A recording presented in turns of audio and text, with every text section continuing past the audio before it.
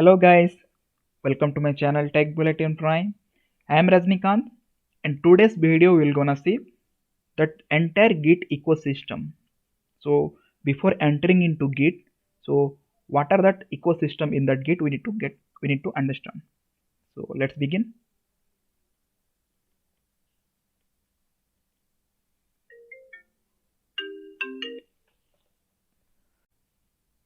So extreme left you can see your local code, then next to that one staging or indexing area, then local repo, then remote repo, right? So let's understand what is that local code or something, right? So local code means suppose you are developing some project using Eclipse or IntelliJ or STS or Visual Studio Code, right? So whatever you have developed something new, right? Still these new things or new files, it's not yet tracked.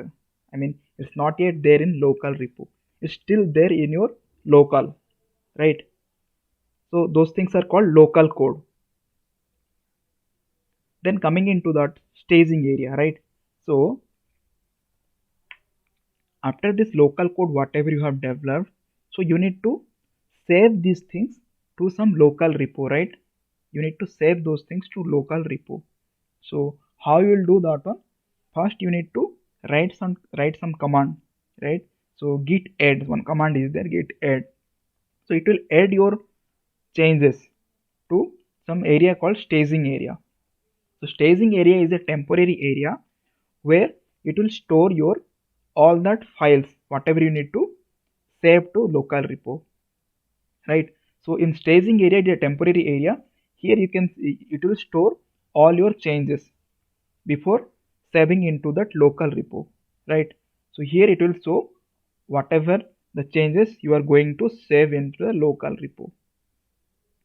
And from the staging area, after once you have added to those staging area whatever you need to commit or save. So save means commit, right? So if you are from coming from SQL or database means commit, we know, right? So we need to save something into the database, right? So like this, after staging area you will commit those changes means it will go to your local repo, right? And in local repo whatever the commits it will store into that local repo. Then from this local repo again you need to push those changes to your remote repo. So this is the entire ecosystem, right? So your local means it's nowhere related to your local repository. So if you are changing something, if you are not saving into that local repo, in that repo it will not be there. In your local will be there, but in that local repo it will not be there. Then coming into staging, after changing your code or lot of files, you need to stage or prepare for committing. So it is that temporary area where your changes will be stored, right? Whatever the changes you want to store. So this is kind of a checklist. Here it will show whatever the changes you want to save to your local repo or commit to your local repo.